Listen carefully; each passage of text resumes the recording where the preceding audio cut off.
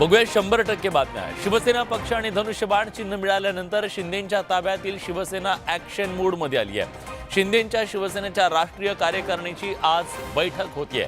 मुख्यमंत्री एकनाथ शिंदे नेमकं कोणतं पद स्वीकारणार याबद्दल आतापासूनच चर्चा सुरू झाली आहे। ज्या पक्षप्रमुख पदावरून उद्धव ठाकरे अडचणीत आले ते पक्षप्रमुख पद एकनाथ शिंदे स्वीकारणार का याकडे सगळ्यांचं लक्ष लागलंय।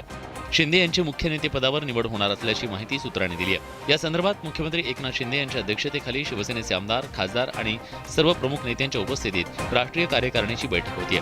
या बैठकीत पक्षातील नेत्यांवर विविध जबाबदाऱ्या सोपवण्यात येणार आहेत। शिवसेनेचे संसदीय नेते म्हणून ज्येष्ठ खासदार गजानन कीर्तीकर यांच्या नावावर शिक्कामोर्तब होणार असल्याची माहिती समोर येते।